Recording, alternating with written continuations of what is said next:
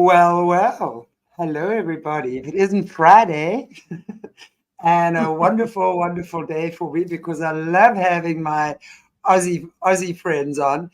Didn't we beat you the other guys the other day in rugby? No, we beat New Zealand. We're the world champions. I'll have you all know. We're gonna go But we there. must have beat Australia along the way as well. I'm convinced of it. I'm not offended. I don't watch rugby. Neither do I, apparently, but I know that the rest of the country was going crazy.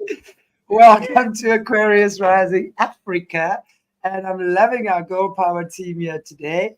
Of course, one of my favorite ladies, Kerri Saint, and joined today by the beautiful Leslie, who has a fantastic story to tell us about your mum finding you. That is so special. So I look forward to hearing all about that. And welcome, everybody. I'm going to hand straight over to you, Kerri, so you can let us know what this. Yes, you're in the hot seat right now. You just popped into the hot seat. Oh goodness! So here's a warning. What a crazy morning, right? We've all had issues with computers and stuff. So if I disappear, I've already warned Leslie that if I disappear, I'll have to come back in on my phone, and I'm hoping that doesn't happen.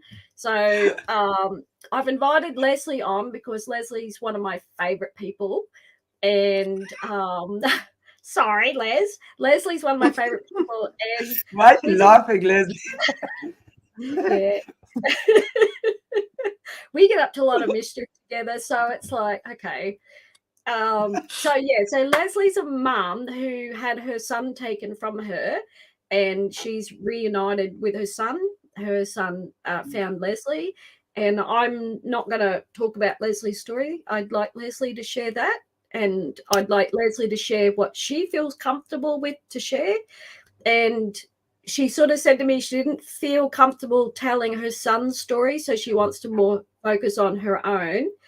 And I met her son. He's a lovely, lovely man, and he's very proactive in lobbying. He's away on holidays at the moment overseas, and I would really love him to join us at a later stage with Leslie. I know she would love that, but we're just going to wait for him to come back. So I thought it'd be really good to introduce Leslie and for Leslie to share her story and the fact that they have connected.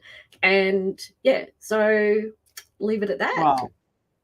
Well, I got the, obviously I was going to say the bull by the balls, but that's very unfeminine.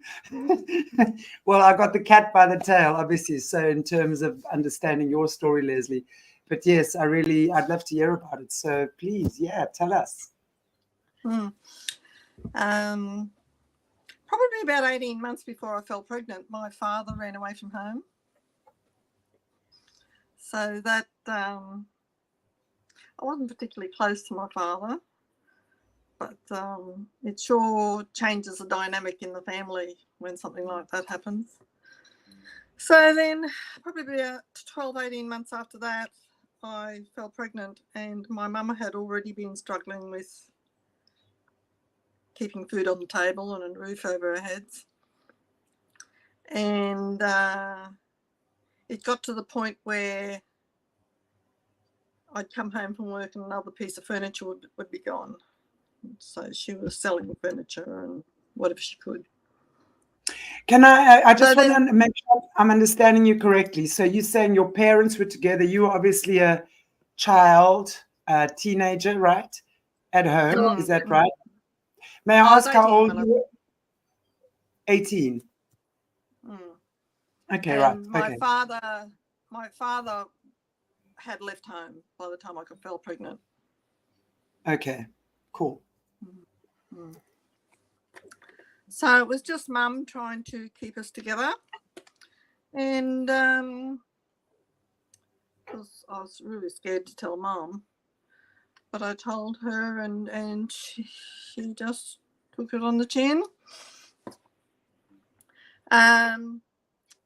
So she must have been reading the newspapers. I don't know how she came across this advertisement in the paper, but she told me that she'd seen this advertisement in the paper asking for someone to come and look after their children, 3 children at the time, and live in.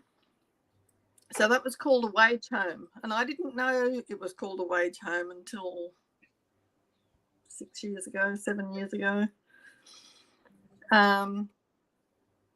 So I was sent off to Brisbane to this wage home, and they were he was Lebanese and she was an Aussie, and they were very, very nice to me. They just treated me like one of the family. And I actually, after I had Shane, I actually went back to the wage home because they didn't want to get rid of me. So, and they wanted to employ me in one of their businesses. And then after this was discussed for a few weeks, he said, nah, that's not going to be fair to you, Leslie. Just fly me free. So that's and then they even set me up with, put me on my feet. I went and lived with the girlfriend of one of the brothers, and it just got me back into society again.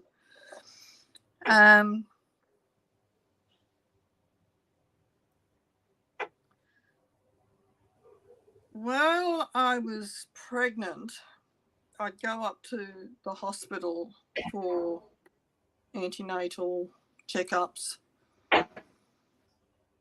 And I know now that my file would have been marked BFA, which is baby for adoption, without my knowledge. I was certainly not treated with any respect because I was single. And the actual birth was absolutely disgusting, the way I was treated. So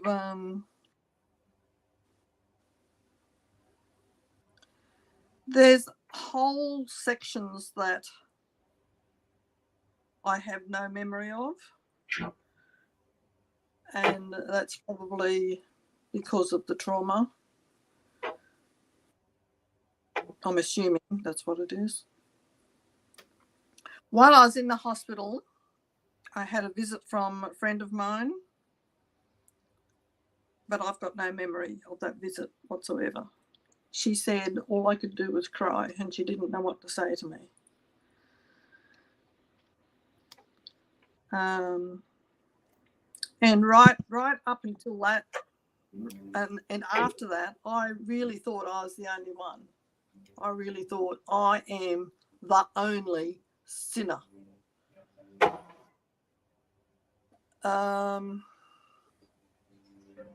During the birth, I had my feet in stirrups. I don't think my wrists were shackled at all, but you can't run far if your legs are up in the air.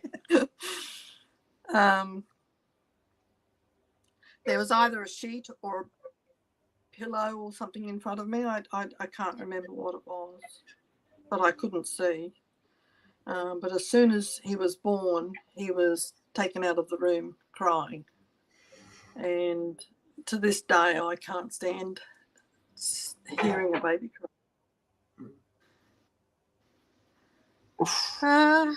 So I went back to the house again, and she'd had another baby by then, so there was 4 children under 5.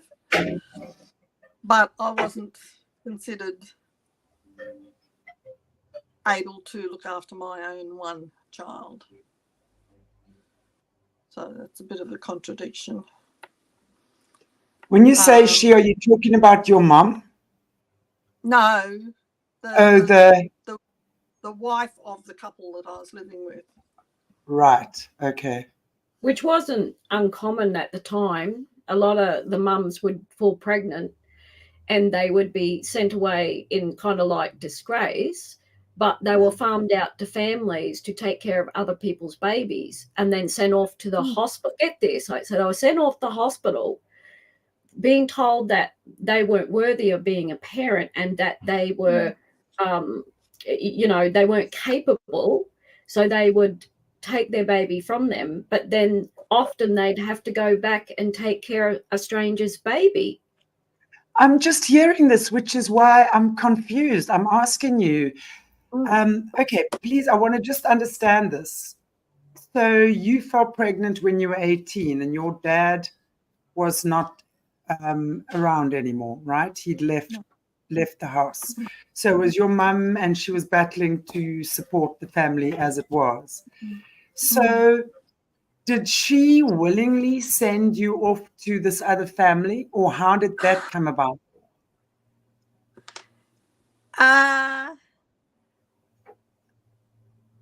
It was the era. She was not cranky with me at all. I'll tell you about that in a minute. But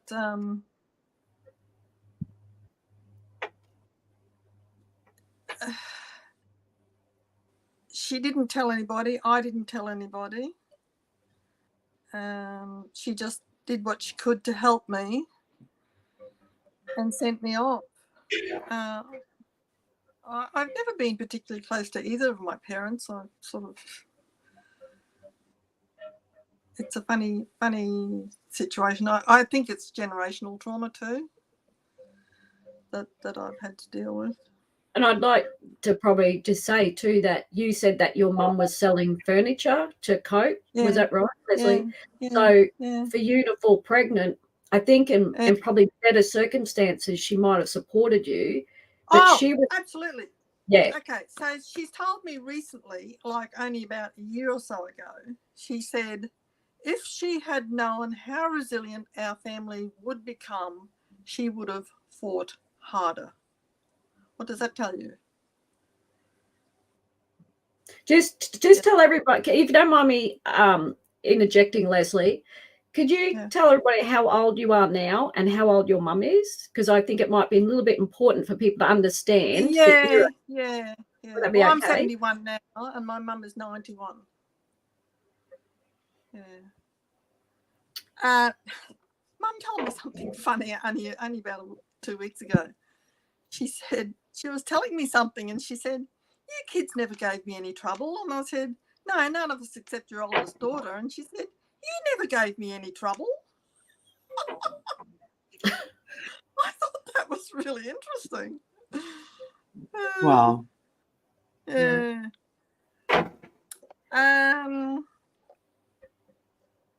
What else did I want to tell you about? Yeah. So we were talking about when you were sent back to work with this family after having your child taken from you because they felt that you were an unfit mother or couldn't cope, and yet you're taking care of other people's children. The irony of it is not lost on the people that hear this. This is insane. Yes.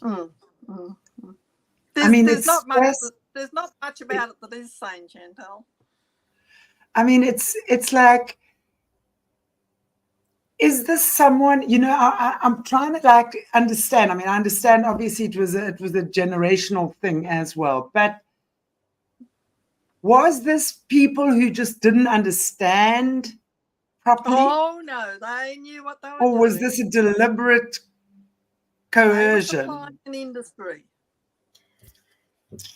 A lot of it was it was like it was punishment as well. Because mums have let me know that when they had their baby, they weren't segregated from the mums that had their baby. So here's this young mum who's had a child ripped away from her in a ward with other married mothers who are having their babies given to them to breastfeed and look after.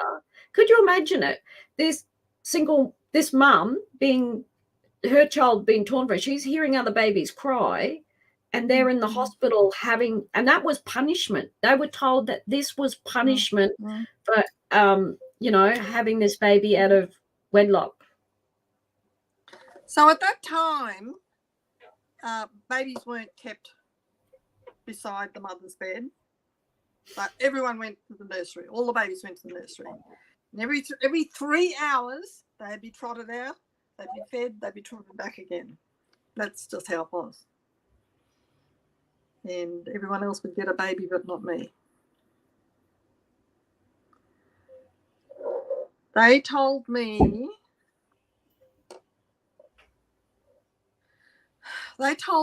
that my son was so ill, he probably would never leave the hospital. And that's what I believed for 44 years.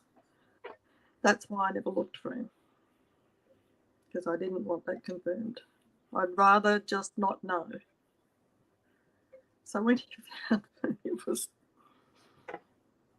wonderful.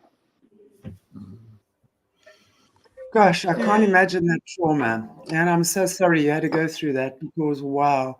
You know, Well, I mean, I dissociated. Yeah. Say that again, Sorry? Leslie. I dissociated. That was the only way you can deal with it. Yeah. Yeah. Yeah. And it's still like Leslie's just, you know, let her know that she was 18 and now she's in her 70s. And the pain is still really palpable on her face. And I've spent a lot of time with Lesley, and I know that Lesley is really struggling to share her story, because it's still so raw for her to tell her story, because of what was done. It was really horrific, and it affects you.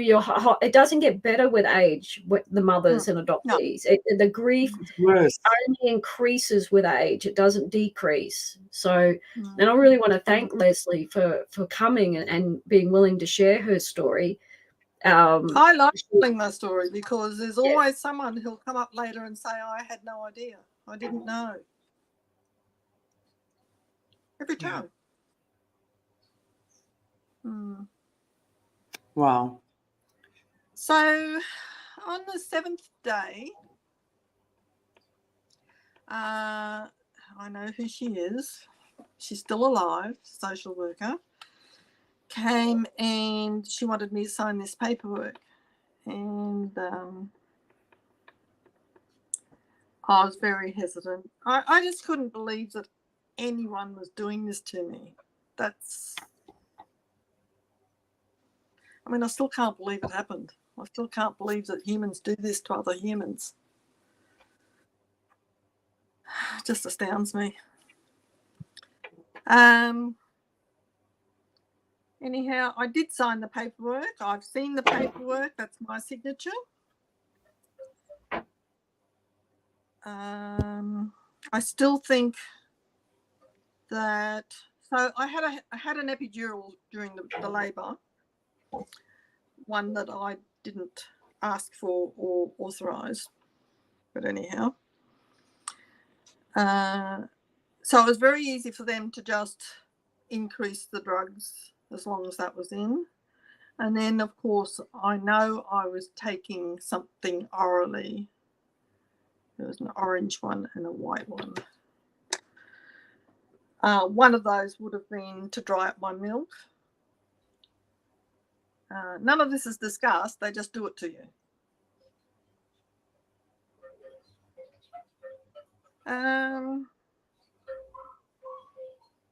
We found out, since Shane's found me, we found out that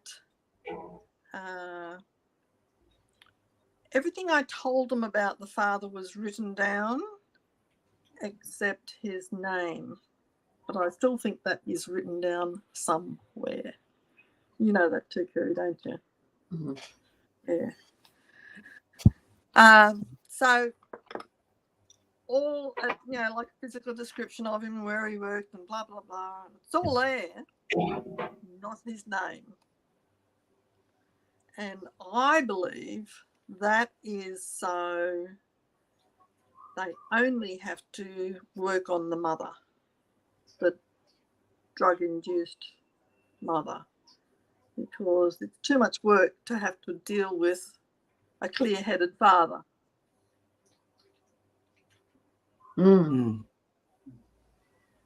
Did he, your baby daddy, did he? No. He had a very clear idea of what he wanted in his future. It didn't include me or any other baby or female. I had a sixth sense, and it's been proven recently that I was spot on. I should never have expected anything from him. And I knew that back then. I knew that. Yeah. So since Shane's found me, he's made contact with his father. I've made contact with his father. Told him what was going on. He wrote back a very nice email to me, and then crickets. Nothing. We've heard no more from him.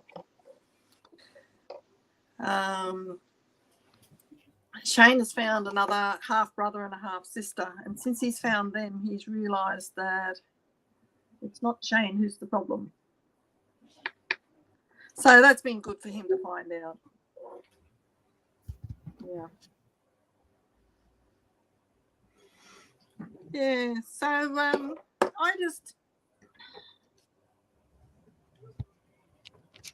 I dissociated for 44 years. When I got married, I told my husband about this, and I told him that I didn't want it thrown in my face. I didn't want to hear any more about it, and to his credit, he never said anything more further, which helped me dissociate further. Yeah.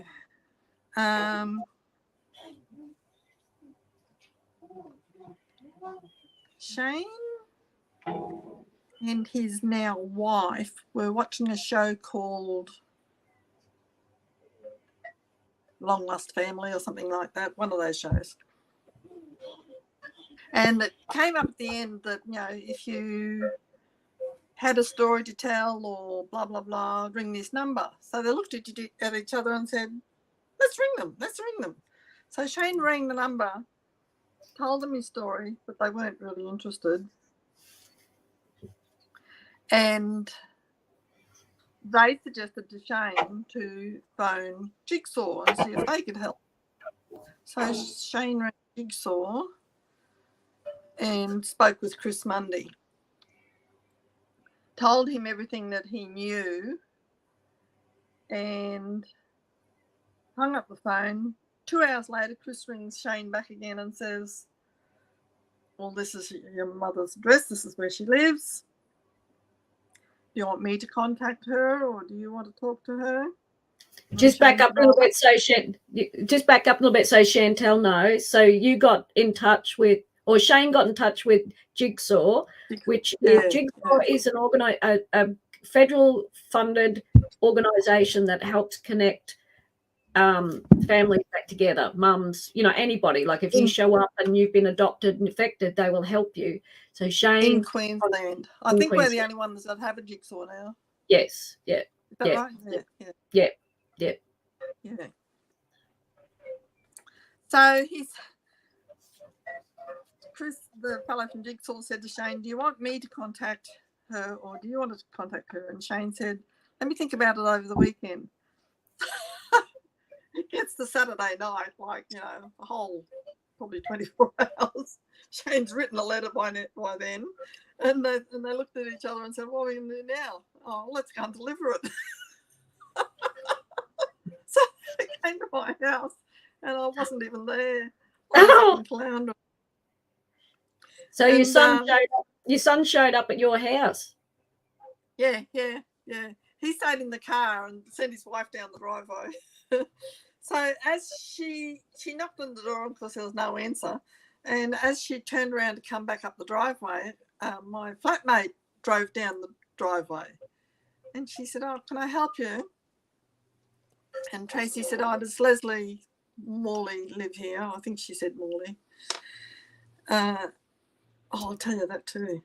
And Tammy said, yes, she does. Can I help you? And she said, oh, can you give her this letter? It's confidential. Okay, yeah, I'll do that. So I didn't get home till Sunday night. So it was another 24 hours. And they're just sitting at home, twiddling their thumbs thinking, They did know that I wasn't going to be home until Sunday night, so they weren't too worried. But then when I contacted him, he said they were jumping up and down on the bed. And I met Shane. He's not a little guy. It's a wonder he didn't break the bed.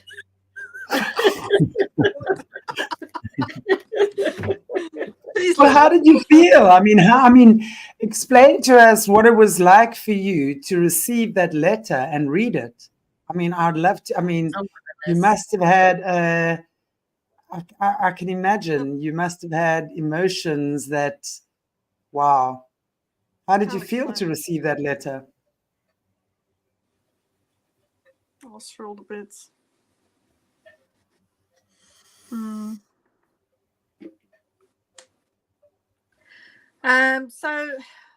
then I had to tell my other two children that they had another brother, and I met him 2 days later. Had no idea what I was walking into. And even if I knew, I still would have done it. Yeah, it's been really good. We've had our hiccups. Yeah. I know that question really affected you, Lesley, and you side skipped it a little bit. So I can tell, but I'm just observing. Yeah, I know, and I think it's so important for people to really understand, you know, the most significant thing that happens in your life. And you know, like Leslie's saying, she disassociated for 44 years. Am I right? And she gets this letter. And I think it's very, very hard. I've just written in my book about meeting my mother. And I actually read it to Lesley. And I couldn't, even in my own words, I felt I couldn't encapsulate fully what that moment felt like. And even though I met my mum, I actually sat across the table from her, and because she acted a whole opposite to the way that I thought she would act. And I can imagine Lesley, because we talked about this, Lesley, you know, and I actually sat down across from my mum as my mum's just trying to make a cup of tea and make everything ordinary. And I sat there. And remember what I wrote, Lesley? I said, I sat there and realized I was at a wake. I was at a funeral. And it was, I explained in the book, was all the shoulda, coulda, and wouldas were right in front of me. What should have been my life, what could have been my life, and what was going to transpire beyond that. But because of the way that my mum obviously had locked herself up emotionally and separated herself, there was no real connect. There was an inability to connect with everything because I had already processed a lot of things before I met my mum, and Shane would have been doing much the same thing. But when the other person is not doing all the searching, they've not yet done all that processing work. And then they're just with this moment.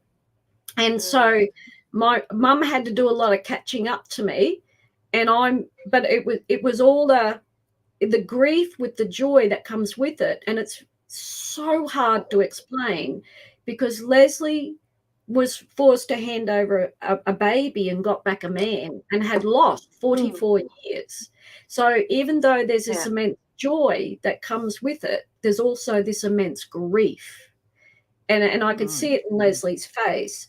And it's very hard to put it into words. It's extremely hard. So I get why Lesley just kind of sideswiped it a little bit, but I hope that helped a little bit, Lesley, like to explain it. And I think hopefully when we get Shane and you on, if we get Shane and you on together. Yeah, especially when you've dissociated for so long, right? I mean, you can, you know, and it's like that part of your life,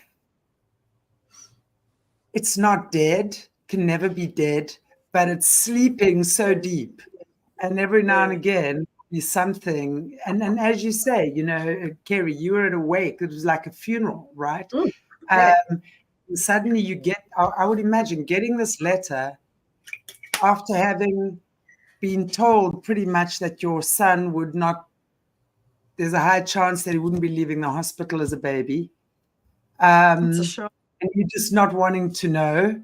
And I would say, you know, maybe on some part one hopes that the child rather is dead, right? Because then there would not have to be a worry or whatever about what has happened throughout their lives, right? And suddenly here, after 44 years, you're confronted with this letter, and everything that's been sleeping so deeply suddenly explodes, never mind rises, but explodes into life, and all those dormant feelings, pain, sadness. I can imagine what a cocktail of emotions. Well, before he found me, it's hard to grieve someone who you don't know if they're dead or alive. I don't know how you do that. Yeah. Just the loss, I think. The loss, the loss, the grief, you know, grieving the loss, I think. Yeah. But also, at least if you know someone's dead, you know what you're grieving, right? And if you know that your child is given up for adoption, you know what you're grieving. I mean, at least there's always some hope, right? Wow. Sure. I'm trying to just process this in my own mind. He's told me that he didn't have a very happy adopted home life. I'll leave that for him to tell you about. But he has told me that, and he knows his story because he's heard it from me and he's heard it from other people. Sorry.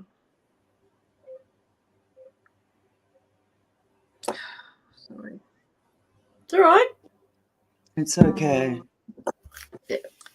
I've got to think through how much I should and shouldn't say, see. I'll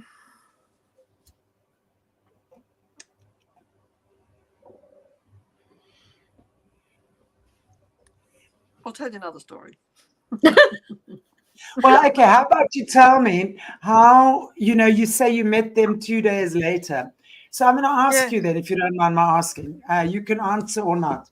So once you received the letter, right,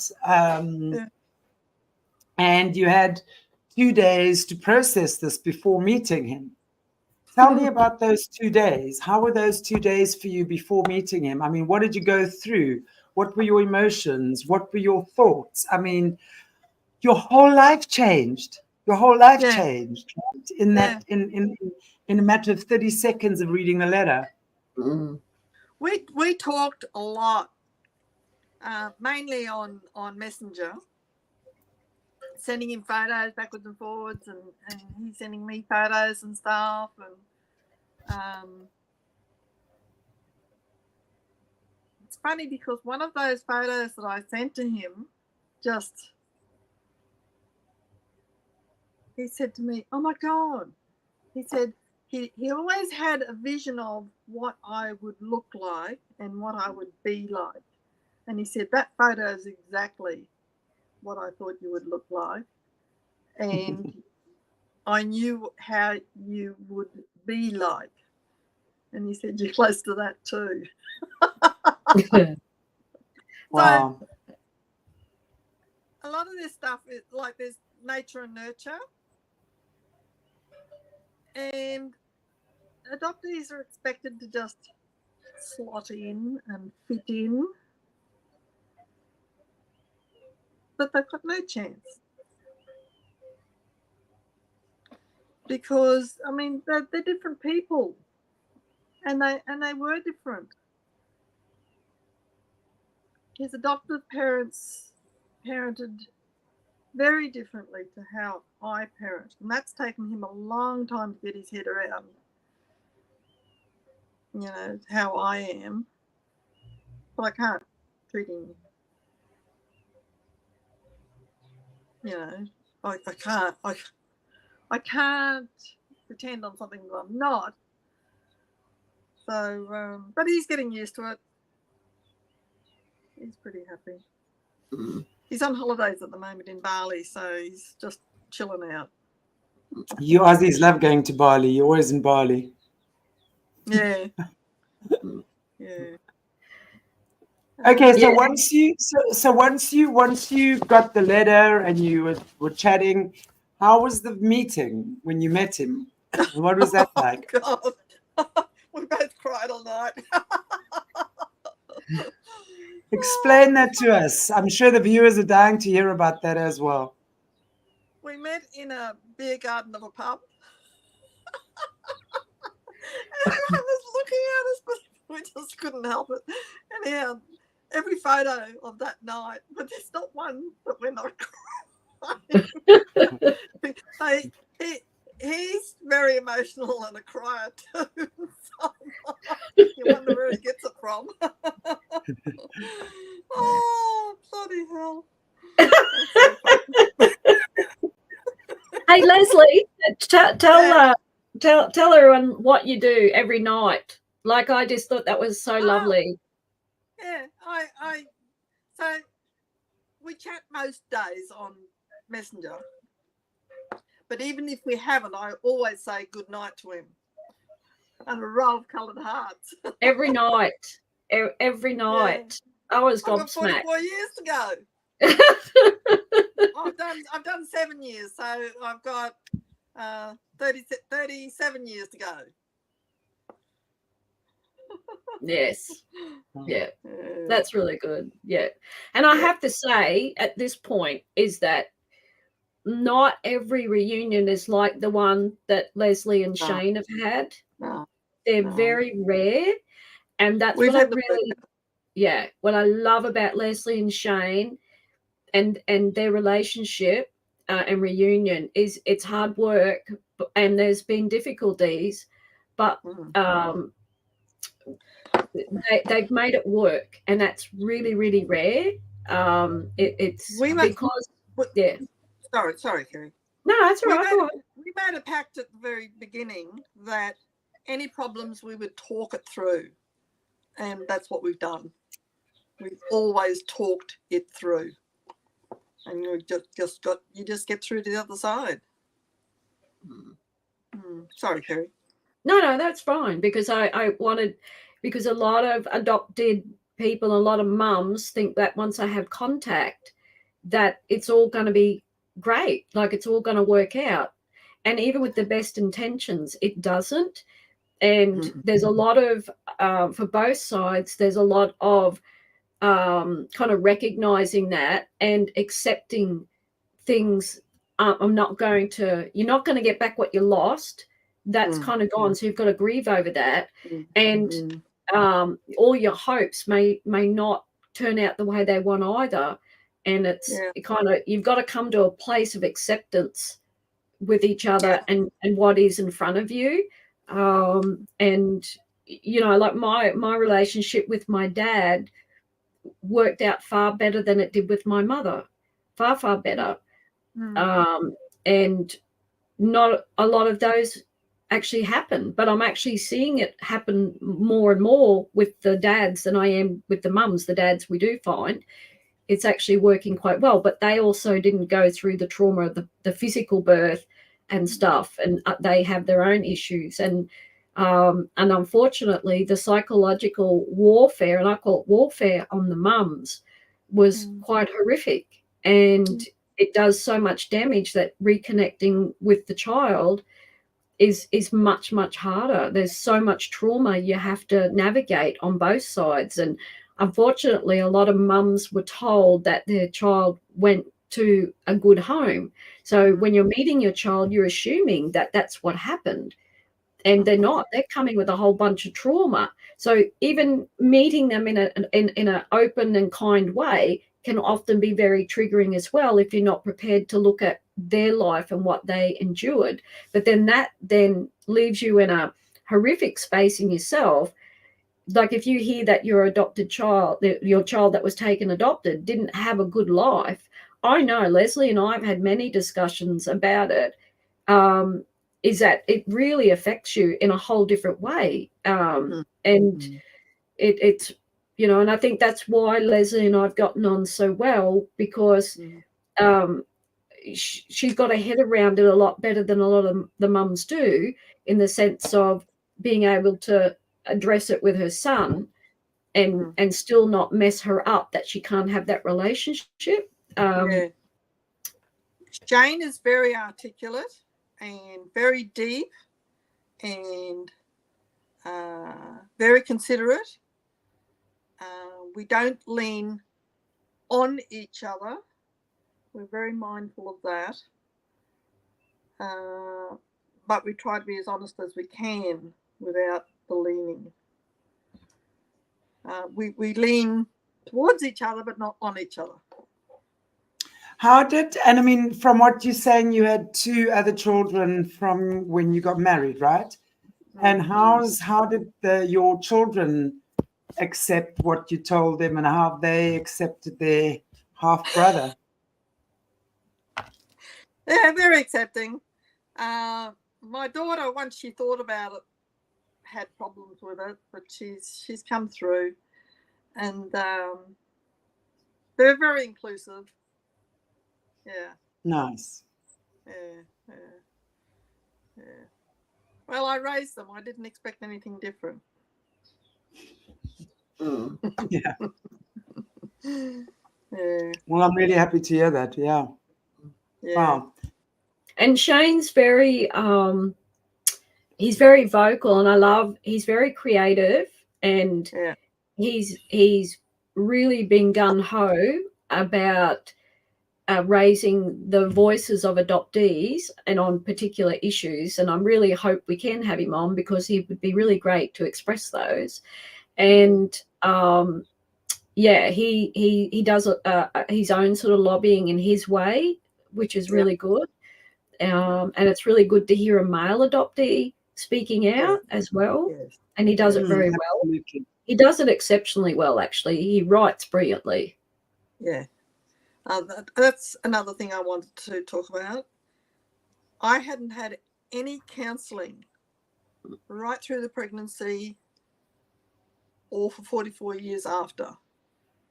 No counselling. And even after the reunion, I still thought I could do this on my own. And I have to say now, you can't. You really do need help. Yeah. But it must be trauma-informed therapy. That's why I was saying, you know, and it's Kerri, you made a very good point where you say, you know, the one who finds, let's say in this case, the child that finds the parent has done mental preparation, right? They've been on this journey. They're looking forward to it. You know, in your case being the mum who had no idea whether your child was alive or dead, you had completely dissociated from that trauma. And it was like this dead part of your life that wasn't visited. And suddenly everything just comes up. And I would most certainly imagine that you do need some type of counseling from someone who's pretty good at this type of stuff. And this is what I'm loving about these shows, you know, that we're doing, because I've always maintained those people who've gone through these traumas are the real healers, you know, and come out on the other side. And I'm not talking, I mean, obviously everyone has their healing journey, right? I'm not talking about people that are stuck in that trauma and they're bitter and angry, whatever. You know, one has to get through that for whatever reason. So it's just so it's just so encouraging to see. I'm still angry. My point is, you're not stuck there. I think we're always going to have those emotions. I mean, I look back at certain things that have happened in my life, and there are still things that trigger me about that, you know, those incidents, and they're not nearly as traumatic as having my child taken away from me. But I think when we can understand it and deal with it, it gets less, right? I don't think one ever gets over what you experienced. I think one needs to learn how to understand it and embrace it and see it as whatever gift it brought you, and just be so grateful that your child and you have reconciled. Yeah. And wow, I mean, and it's like what you were saying, you know, you always imagined what you'd look like. So I've no doubt spiritually you visited him, you know, in his dreams you visited him, and he in yours, you know. We know You that. know, way beyond the conscious mind. I would imagine that God gives us amazing little signs and opportunities that we might not be aware of on a conscious level. But, you know, it would be then so prevalent when, as you're saying, when you reconciled and he said, this is exactly what I thought you'd look like, and this is exactly how I thought you'd be. And that's so beautiful, because so often adoptees have this idealized version of a parent. And then, I mean, I know someone that was adopted, and like he's an absolute trust fund baby now, I'll tell you that much. I mean, he got adopted by very, very wealthy people and owns a fortune now. And I remember I helped him come to terms with his adoption. And it took him a while to be, you know, when we discussed it, it took him a while to actually take that step, right? And when he did, and when he found his mom and his dad, he was mortified because they were just ordinary folk. And it didn't go down very well. Wow. You know? Oh, you have to ask Shane what he thinks. Exactly. It's like, okay, maybe I'm over exaggerating. No, you're not. No. No. They all won the Chantelle. They all won the, yeah. And I think it's so amazing to because at least now you know, for me, I always say, at least you know, you're not living with this fantasy or this illusion or delusion in your head. And there's a little spider coming to say hi to us. It's so cute. It's just jumped. And I can I tell you a little story that Leslie's reminded me of about something I had as a child, and I had to ask my adoptive father, because my adoptive father was a bus driver, and I had to ask him as an adult one day. I said, Dad, did you bring home a whole busload of people from the circus? And he said, no. I said, are you sure? And he goes, yeah, no, never did it. And I said, well, I must have dreamt it, because this thing was so vivid, because I had to ask him, because this is the funny story. So I assumed my adoptive father brought these bus home to the front of the house with a whole busload of people from the circus. And I could see myself, I'm walking on the bus, and they're all saying hello to me. But as I get halfway down the aisle, this clown reaches out to me, reaches out to hug me. And it was so vivid. I thought it was real. Now, when I found my biological father, guess what he did for a living? He was a clown. He was a children's entertainer as a clown on TV. So it really shocked me, because I thought that was my father. Like something was happening, and I had obviously. Was there really no physical interaction again? You know, I mean, was there definitely no, as you say, was he not the driver, whatever? So this was, again, maybe something that you psychically picked up, right? Yeah. So my adoptive father was a bus driver, right? And I went to work with him many times and drove the bus too as a child. Drove with Skate to go there. But, you know, it wouldn't have been out of the realm to think that that's something he would have done. And because it was so vivid, because I had really thought it had happened, I had to ask him one day. I was beside myself when I found out what my real dad did for a living, right?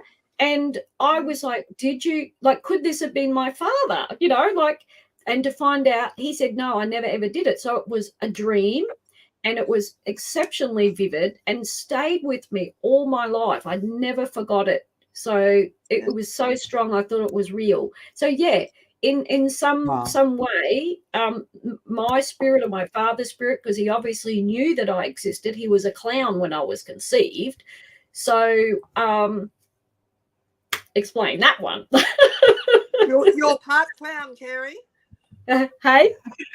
You're part clown. You're just a clown, man. Oh, don't worry about it. Like when I was in high school, I actually taught myself ventriloquism, and I begged and begged and begged my adoptive mother for this ventriloquist doll, and I was like grade 6 or 7, and I taught myself how to do it, and I was so good at it, I got asked to do it in the entire school at the end of the year, and I also won art competitions. I was in grade 2. My dad was an artist as well. He was a cartoonist. So, nature versus nurture. I had all these things. And when I found my biological mum and I got to meet my grandmother, I was sitting in her house and I looked around the house and there was all these photos of horses that have won races. And I'm like, what's the story? And she says, oh, that's your uncle. He owned his first racehorse at 17. Well, my adoptive parents, like, they didn't know anything about horses, but I was begging for a horse from the time I could speak, and I finally got one at 13. I was a big horse lover. And here I go and visit my grandmother, who my uncle owned his first horse at 17. I could have been the jockey. I'm only 148 centimeters. 148 pounds too. Horse ready with you on its back. I know. So just those things just kind of like jump out at you when you start connecting with your family. Wow. And these things jump out and you just go, and it's so sad too, because if only, these are the coulda, shoulda, wouldas, if only I had been within this family, I would have probably taken a whole different life journey. I would not be the person that I am today. And you have to kind of get your head around that, because you've got to go, well, I could have had a totally different life. What would I have been doing? Who would I have become? I still would have, had the same sort of type of personality, but probably doing something completely different. And I'd say Lesley and, would probably have the same discussions with her son about his life. Shane said at one stage, he was talking about he wanted to learn guitar and he wanted to learn beatbox and all these things. And I started thinking about it and I thought, well, there's music all in my side of the family, because I did 8 years piano. Mum and Dad used to play in a dance band, old-time dance band. Shane's father is now a music producer in Nashville. So I said, for goodness sake, just pick something up and try it. It's in your blood. Yeah. And that's the thing. It's, when you meet your natural family and you find out that there's all these things that never were nurtured within the adoptive family because it was not their interest. And if they weren't astute enough as adoptive parents to connect with that side of you, that you were extremely different, that got lacking. I wanted to play the guitar as a child and do other things. I know my other brother wanted to play sport, and my adoptive parents weren't interested in any of those things. And it's really sad, that, so,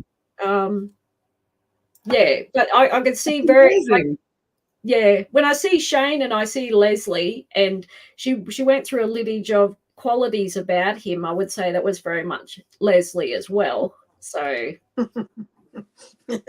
He's his mother's son. He's stuck with me. Funny. Wow. This is incredible, and it's so interesting, as you say, what I'm kind of like, what's going around in my mind is how you actually, the signs have always been there, right? It's like what you're saying, Kerri, the clown, bus driver, Lesley, what you say. As a matter of fact, Lesley, did you ever allow yourself over the years to think about, did you know he was a boy for starters? Because sometimes the people don't even know what sex their child is. Did you know he was a boy when he was born? That's the only thing they told me, was it was a boy, and I didn't believe them because they they so mistreated me with everything else. I couldn't even believe that.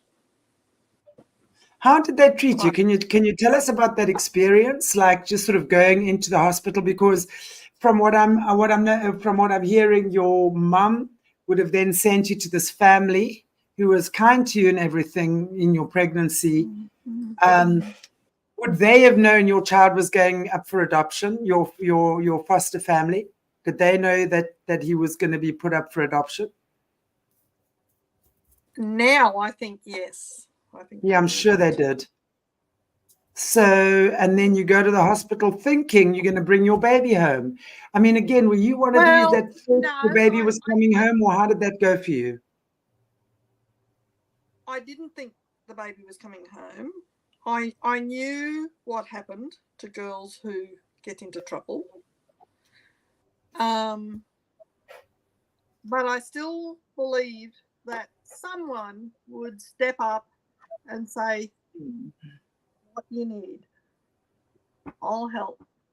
Yeah, exactly. I would have only needed one person to say that. And then you come back. I've talked with other mothers recently about, we all thought about doing a runner. Wow. But the trouble is they would come knocking on the door and...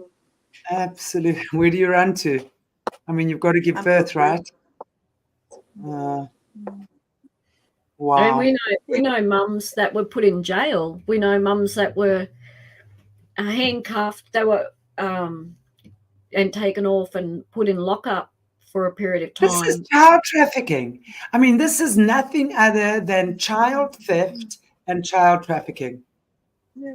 That's what it is. They've stolen your child to traffic your child, because I'm pretty sure your child would have been sold into the system or something like that. There was some kind of financial arrangement happening, because these guys don't do anything unless it's involving money, right?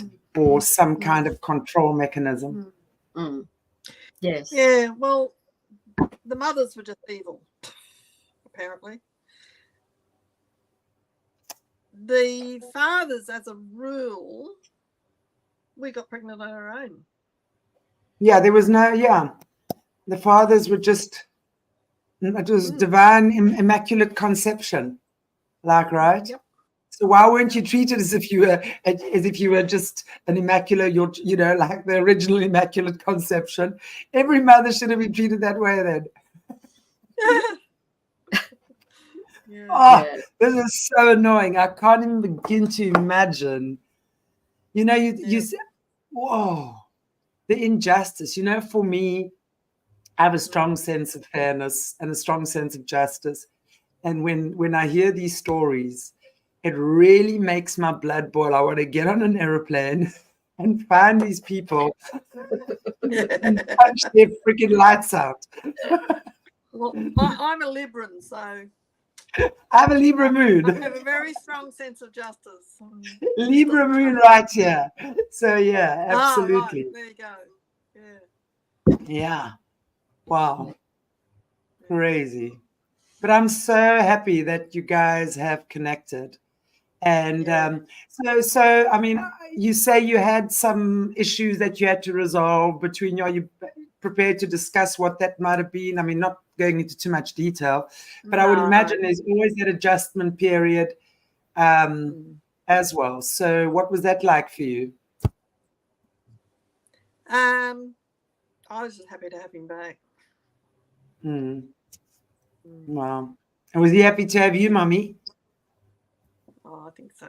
Of course he was. Yeah, I think so. Yeah, I think so. You're bloody awesome. You know what I mean? Oh, wow. That's so beautiful. And your daughter-in-law, how do you connect with her? He's well? Oh, good. Yeah. So you got a whole family, and have they got babies and things? That's a whole other story. He has 2 children. No, let's not go there. Okay. Hasn't been good. Yeah. You know, and I'm sure in these situations, it's always about, you know, the continuing of patterns and cycles. And when there's a break in a pattern like that, or when there's damage in a pattern like that, it's natural it's going to play itself out further down the family bloodline, right?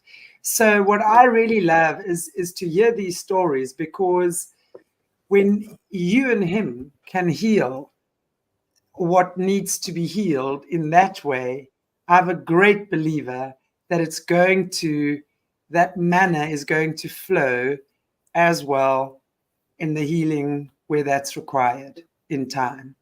And I'm a great believer in that. I think we're going as well as can be expected. Yeah. I'm just so happy for you. I have to say, it's a beautiful story, you know, to hear that you guys have connected. And I want to, you know, just to everyone out there as well. And I wanted to say it's so, you know, when you ladies are saying about, again, you know, the picture you had, you know, that of a clown or what he perceived you to be. If there are people who are either moms or dads that have had your child stolen, and I say stolen and not willingly parted, I did. And if there are children that were the product of that, it's so important, you know, because what you ladies are saying here makes a lot of sense. So if people out there are having these experiences, it might be worth just realizing what's going on. It's a psychic connection between your parents that never, ever, ever leaves you. Because remember, you are their DNA. It can't be another way. So you might have that beautiful reflection of the DNA, or you might have that opposite, like pain, but either way, it's there. And there's always opportunities to work through it, you know, and make things better. Yeah. Which is really amazing. Yeah. And, you know, like, hopefully we can get Shane to come on and share his story, because he just brings a whole, and that's why Lesley doesn't want to give away too much, because she to me, she's honoring her son by saying, I won't talk about, because it's his story.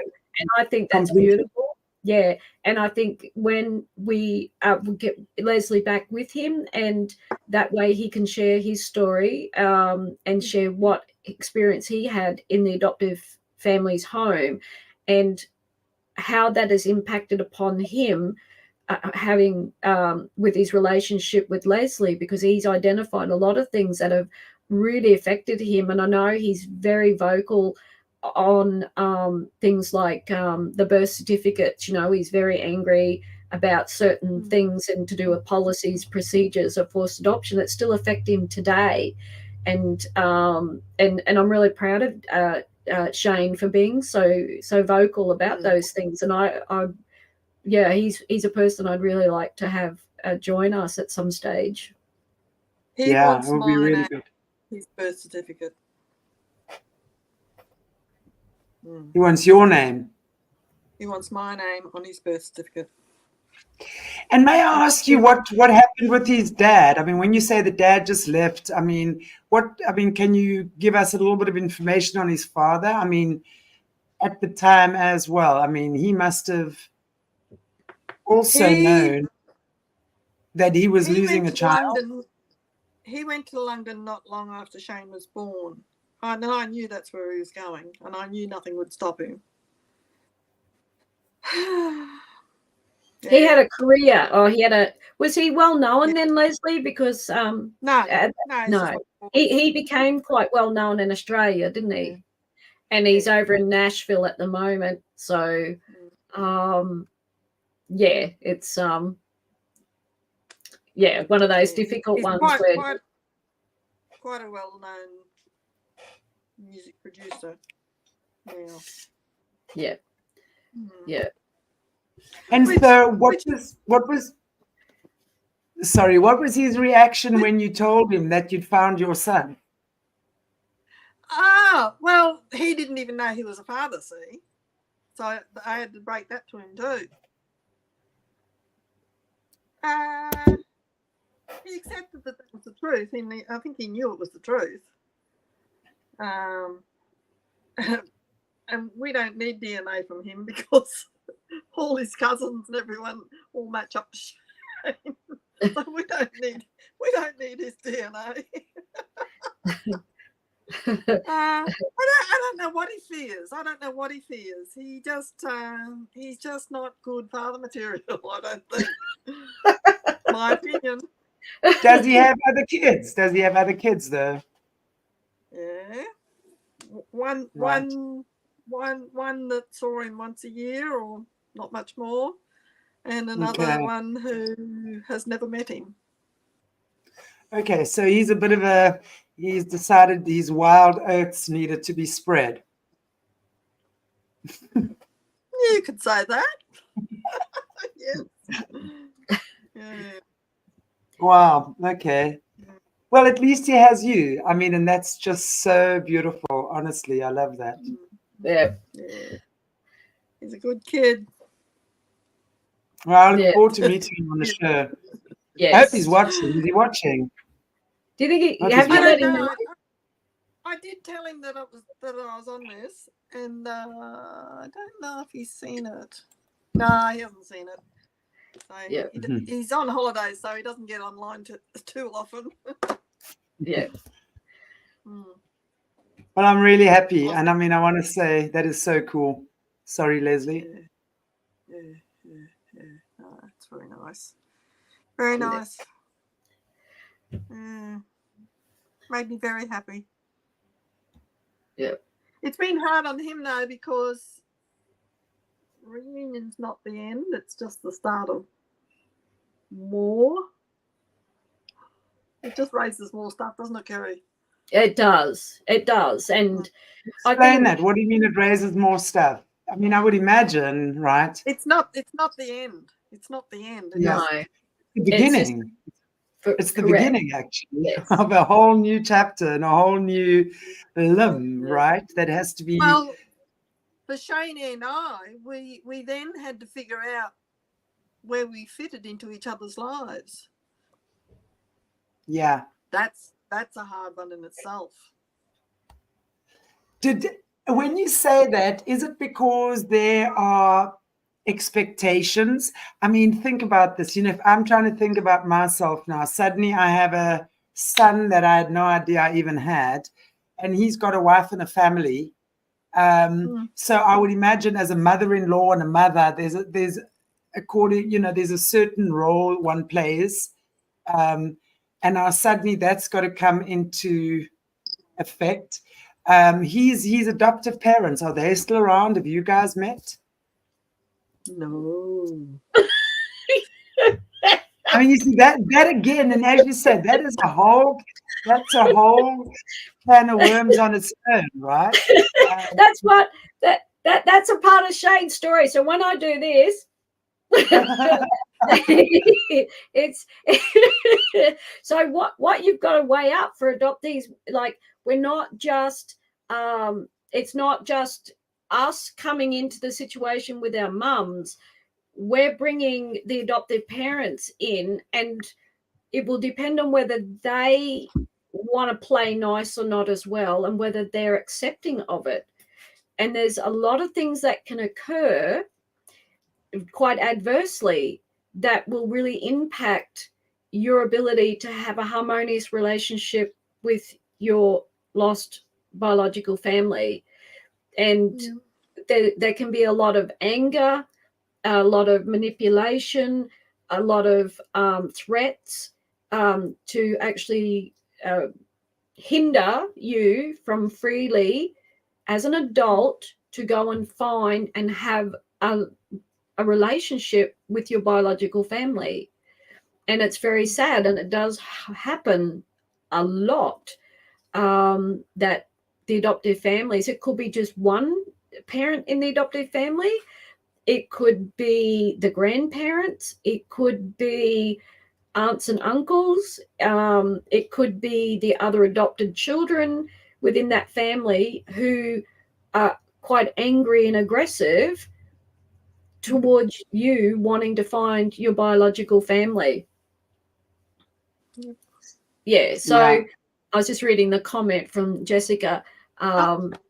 Yeah. So that's what makes it difficult. It's not just about you and your mum or you and your dad.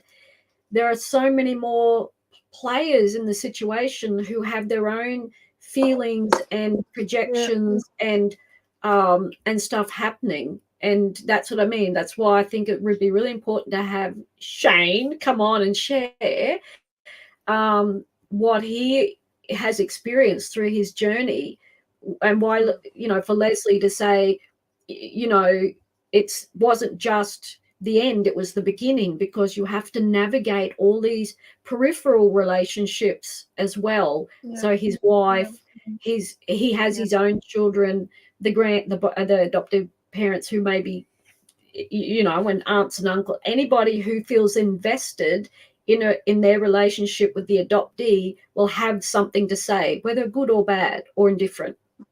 And they will affect you here whilst you're trying to have a relationship with your mum. And it will really mess you up.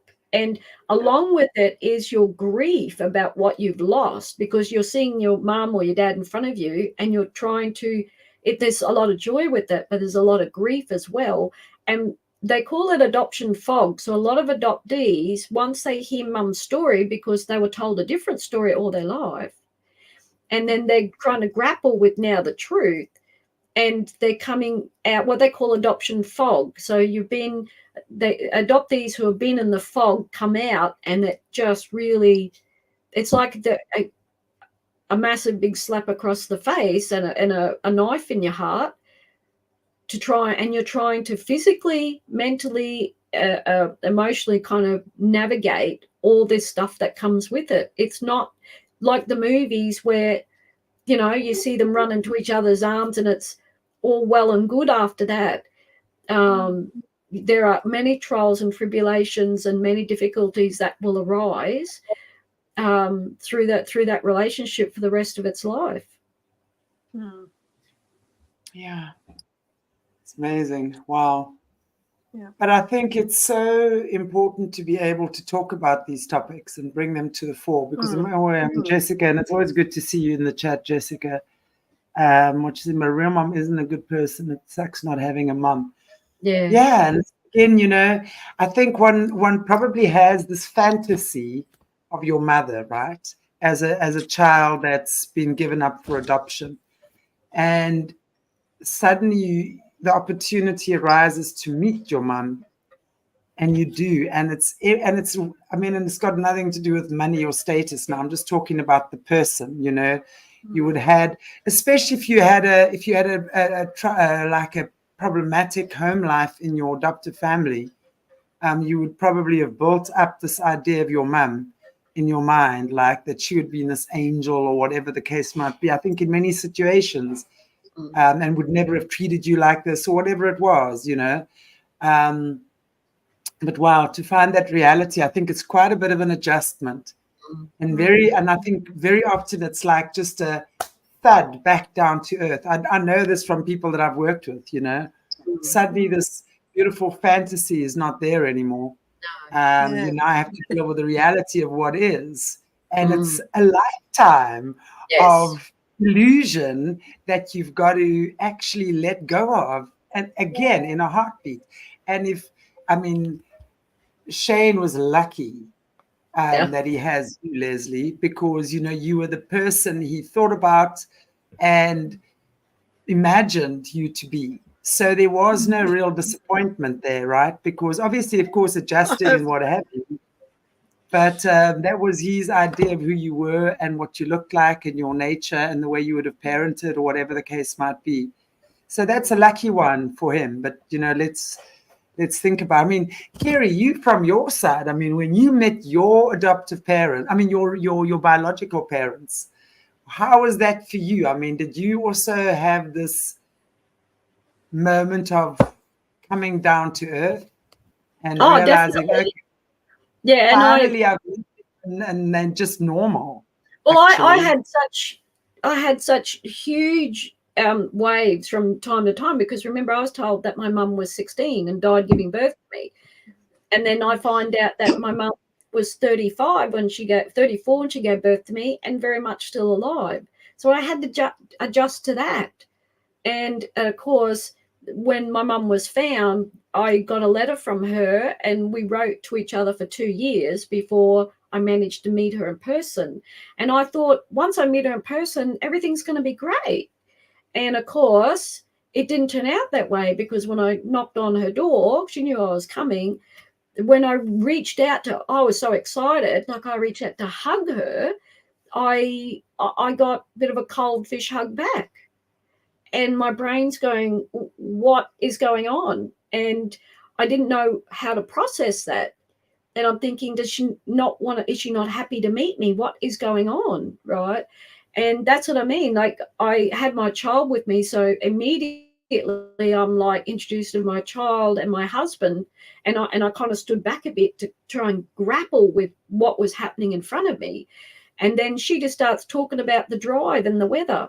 And I'm like, I'm your long lost daughter. Like, I'm in your life now. Like, surely there's some emotion that comes with this. So I locked up my feelings immediately and thought, I can't lose it in front of her. I can't be the way I want to be in front of her, because I also grew up with all the abuse. As soon as I saw that type of behavior, I stepped right back into that normal space of, I have to adjust myself to cope, because I'm going to be rejected.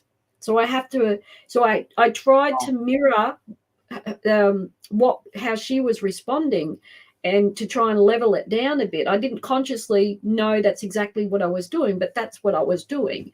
And I basically then, she started making a cup of tea and offering my husband and daughter a biscuit and stuff. And I'm sitting there, and she's just talking about the weather and the drive, because it took us 18 hours to drive to her. And I'm just sitting there. And that's when I said, I'm sitting there going, oh, sorry, but I'm at a wake. That was the complete letdown. I'm at a funeral. Whose funeral am I at? I'm at the funeral of the shoulda, coulda, woulda bees. Every dream I had, every hope I had was now shattered. And I'm trying to process, this is my mum, and like, I dreamed about my mum all the time. I cried for my mum. I every waking moment, if I wasn't looking after my family, I was searching for my mum. I was searching for my truth. But she had no idea of what I had lived through. She had assumed I had gone off and had a lovely life. As far as in her brain, I had a mum and dad, right? So she didn't know that I'd been abused. She didn't know about the charcoal pit. She didn't know what I'd experienced. And so she was treating me as if I was over there, like that. You have a mum, I'm not your mum.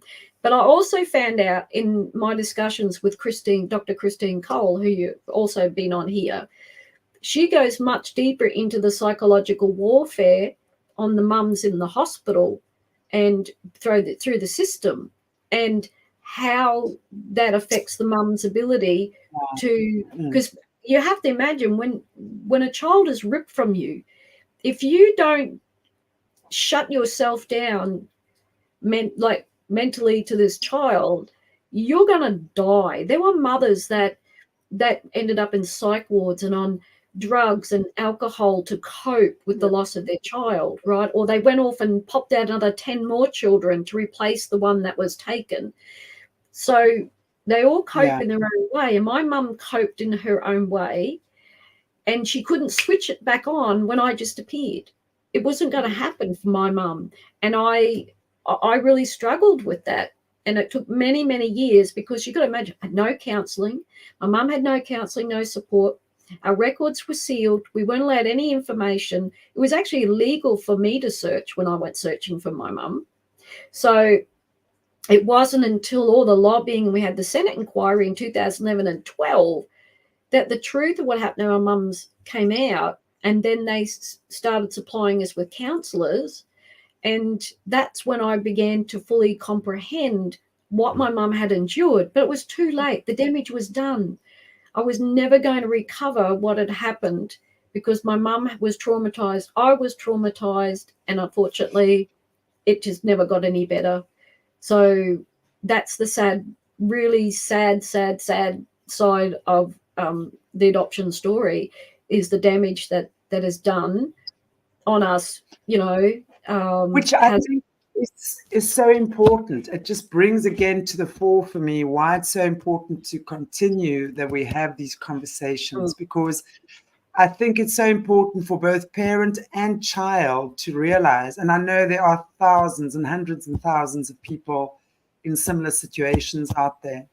It's so important for the parent as well as the child to realize that this was such a traumatic situation for both, right? Yeah. I mean, and, you know, even if the mother was on drugs and had to give the child up, you know, maybe she's changed her life now and came to 5 or 10 years later, right? And has had that gaping wound in her soul ever since then. And now eventually has the opportunity to meet her child, the guilt, right? And I mean, I think there would be all sorts of emotions, the guilt, the shame, the regret, you know, the self-mutilation that would go along unless you are counseled.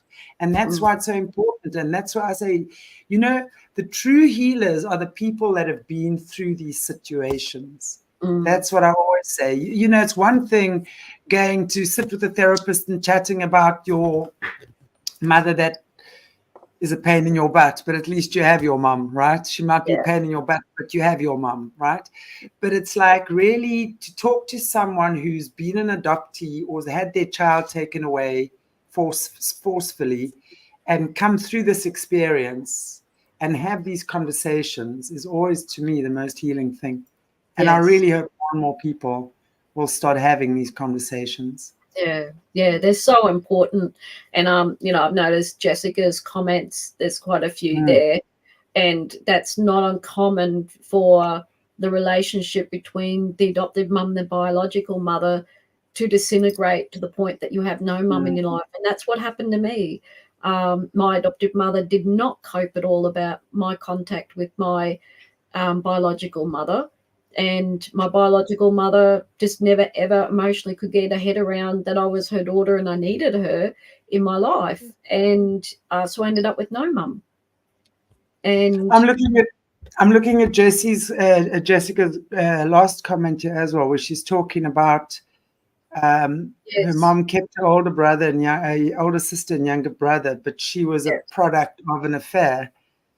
And then, of course, this I know. When my son's father, that you know, so I want to call her my ex-sister-in-law. That's why I have to. But it was a long, long time ago. And she suddenly is pregnant. She's got 3 kids already, and the next thing, she's pregnant. And the guy and her hubby's had a vasectomy. So chances are this is not Daddy-O's child, right? And she goes to the hospital, comes out no baby, and tells us she's lost the baby. The baby died. Now, I know that did not happen. I know that. It was just like, she'd some given mothers that were child. told that. Yeah. No, look, she was already, I mean, her kids were old and, you know, I mean, her kids were almost adults already. So that this child that she had was definitely a product of an affair. Yeah. So when she went into hospital and had the baby, she came back and told the world that the baby died. Meanwhile, I know that baby did not die. That baby was a product of her shame and given up for adoption. Yeah, and it was common. It was common. And then, you know, around our era, you know, we had a number of wars that were occurring. We had Vietnam War as well. And there were women who had brief relationships with you know, servicemen who are out from other countries. And, you know, and of course they went, and there was, you know, they may have had other children from their husbands, and they felt that they couldn't account for being pregnant while their husbands all fighting a war. I mean, I've heard it said from some women who fell pregnant to the servicemen was we were by society and by our government, we were told to go out and socialize with these men. It was sort of like we that was our duty to do that. And she said, and of course, you know, things happen, you fall pregnant, but we wanted to be that it was, we were punished for doing so. You know, I've had that. Yes. Now Yes. that makes perfect sense, Yes. because we've never thought about that. And it's so true. When you see all these war movies and things, right? Yes. And then they have these social events where the guys come out, and then these beautiful young girls dressed up and dancing. And as you say, you know, people are young, their lusty feelings get it, you know, of course, it's normal, it's human, it's humanity. Yes. And now these are the mums being punished for getting pregnant from a soldier that's now gone off to wherever he's gone and he's been deployed to, and chances are you may never hear from him again, because he's either going to live or die, or he's living in another country. How many times haven't we heard that, especially with Vietnam, right? When the Americans especially were over in Vietnam, and they got a lot of the Vietnamese girls pregnant, and how many of those kids are over there? Wow, that is like on a whole nother level again, right? Wow. Well, we had which we can talk about on another show, but we had a thing called Operation Baby Lift, because I remember I was about 10, 11, 12 years old when they brought all the babies out of Vietnam and farmed them out to people here in Australia. It was called Operation Baby Lift. And a lot of did those mothers, you see, now here's the question again. Did those mothers willingly give up their babies, or were they again just taken and, you know, as a product of your shame? Yeah, because well, they were using it that the Viet Cong were going to slaughter all these babies because they were born to servicemen. They weren't, or they were from, you know, and so they used that excuse, and you saw plane loads of babies just being shipped all around the world. And so, yeah, I'm happy to do a bit of research and have a look into that, because I know my adoptive parents tried to get one of those babies. Wow. And they ended up no, they ended up getting my adopted sister.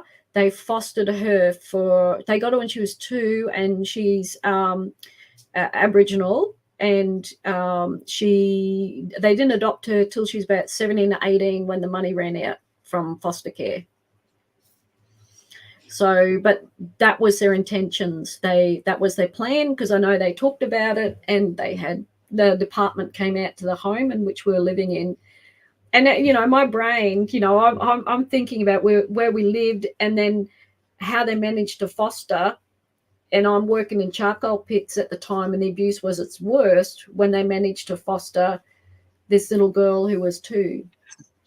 I mean, I think about Caleb Jade's story as well. I don't know if his adoption, his adoptive parents adopted 13 children, of which 11 were Native American. Yeah. I mean, why? We know, if we are listening to Caleb's story, right, what was going on there, but it's like, how many of these families are out there? And I'm wondering why your adoptive family wanted the Vietnamese babies. I mean, were they really just such loving parents, or what were they? I mean, if we're looking at your situation with them, Kerri, did your sister have it any better than you did? Yes, and I think the only reason she did was because she was fostered for a majority of the time. So then family services were still in her life, and she also needed medical treatments because she had facial deformity and stuff. So there was an eye kind of watching over her. So she didn't get to work in the charcoal pits and stuff, but there was still abuse. And it wasn't until, oh boy, she came to live with me when she was like 17. And that's when I was starting to have my flashbacks, my first lot. And that's when she divulged to me that the adoptive father had done similar things to her as he had done to me, the suffocating and the torture. And that's when I lost the plot. I didn't lose the plot over what had happened to me. I lost the plot over what had happened to my little sister. And I had never seen it. So even I didn't see it. What was occurring. But I was extremely angry about it. What kind of a psycho is that? I mean, that guy must have had serious issues. I mean, you look at a little 2-year-old, you look at an innocent baby, a toddler who's obviously traumatized, and I don't want to go there in my head. It's just like, how do you even hurt an animal, right? I can't hurt animal. I mean, I save little rats, right? And this little grateful eyes looking up at me is something I'll never ever forget. But a little child, I mean, how do you do what you're doing to an innocent child? I mean, he must have had some serious freaking issues. That guy. Well, the adoptive mother wasn't much better, because she would witness it, and you would be screaming, and she would be a few feet away, and you'd be screaming for help, and she'd just turn her back. And she would actually set you up to be abused by him. So she would ensure that you were being attacked in some way by him. And her abuse lasted right up until the day she took her last breath, which was only 7 years ago. So, and that's the thing, like, the department was involved in my sister's life for at least 18 years until she was adopted. And they came to the house, they were having contact. And that's the thing, like, they saw us as not deserving of a better family. They've got a roof over their heads, and they weren't paying attention, or they were excusing certain things and weren't raising the bar on the types of foster parents or adoptive parents. And because she's part Indigenous, I think her mum was Indigenous and her dad was white, and that was a lot of the children they took were those that were half caste. The majority of the children they took because they wanted to scrub the black out of these kids, because they were part white, so they wanted to assimilate them, and it was horrific. So basically, like, it really did mess her up for a long time. And I had to go and rescue her and help her out. But she continued to have contact with the adoptive mother, because the adoptive mother had such a psychological pull on her, and the abuse lasted for a long, long time. And it was really tragic to watch, So I can't explain why they did what they did. Many people say, why did they adopt? I have no idea. I can't explain why the abuse was allowed. And you think, you see, I watch lots of YouTube videos and stories of adoptive parents that adopt their children and just lavish them and treat them so well. And that's what you would expect to hear from the stories of adoption. But there are many, many, many stories of children going to homes where they're abused, but also murdered by the adoptive parents. And it's really, really affects me, because I've experienced it and know what that's like. The hatred from the adoptive parents is on a level that you just can't wrap your head around. You've already been told that you are garbage and thrown away by your biological family, and then you're treated by the adoptive family. And now we're understanding that that was probably mostly never the case anyway. It wasn't like that your mother didn't want you. No. It was really that she was forced. Yes. You were stolen from your mother. Yes. Yeah. And that's it. And when I met my mum, I didn't want to tell her that I had been abused in the adoptive parents' home, because she'd written to me and she had told me the story around why she gave me up for adoption, because she said she was told that she would not be able to give me the things that my adoptive parents could give me. Right. So she said that I would have a better life. She said that was the reason why. Always. So do you think it was going to be easy to say, well, I didn't have a good life, and the sons that you raised as a single mother had a far better life than I did. And they had running water. I didn't even have that. They had love. They had their biological family and lots of community within that. I didn't have any of that. So how was my relationship with my mum was tenable as it was. It was very fragile. And I thought, if I tell her that you know, and shatter all her hopes for me, if I do that, it could fracture the relationship so bad I'd never get it back.